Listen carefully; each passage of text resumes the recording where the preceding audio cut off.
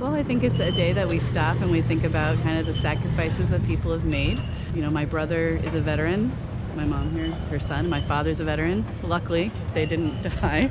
So, I mean, you know, we think about their friends that they've lost and who other people have lost. And I think it's something that you're afraid of whenever you have someone in your family who served. Sure. My daughters are in the parade this year, so there's a little bit of excitement there. They're going to be flower girls.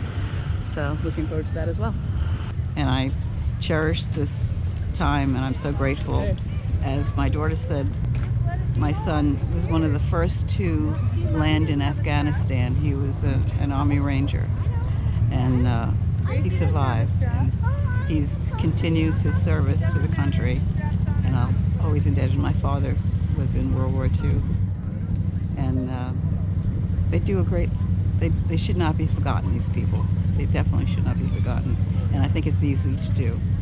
Memorial Day is thanking the people who died in the Army to give us our freedom.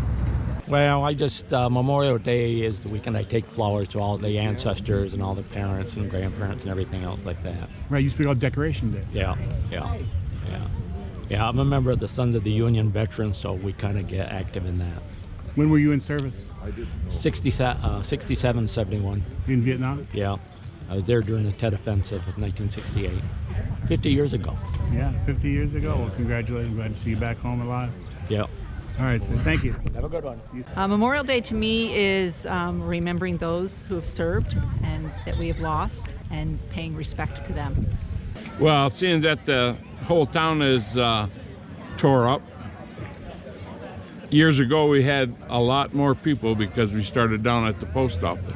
Okay. And this year we started down here, so it's a whole new deal. But it's not about the parade, it's about the veterans. That's what it's all about, the veterans who give their life for the country. And that's, you know, they made the ultimate sacrifice. That's why we come out every year. Elizabeth, so your husband? Yes, he was. He's a Vietnam veteran. He's deceased now, but I wanted to make sure that he was remembered on this Memorial Day. Well, we'll remember him on this Memorial Day. Thank you. What was his name? Raymond Foreman. Raymond Foreman. Yes, thank you. All right, thanks, Thank you. Elizabeth. Well, it's a family thing for us, you know. Our people are buried up at St. Mary's, and so my father and mother and sisters, family have always come on Memorial Day. My parents can't come this year, but I came. Memorial Day to me is all the men that fought for our country. I had many relatives that were in the wars and lost their lives as well. And so this is a memory and a day for me to remember them and for all that they did for our country. How would you think of the parade today? I thought it was wonderful. For a small town, they still managed to do a nice job. As a former Marine, remembering the service members who have passed before me and future service members and present who will pass before me. I've never been in combat, so it's an honor remembering them.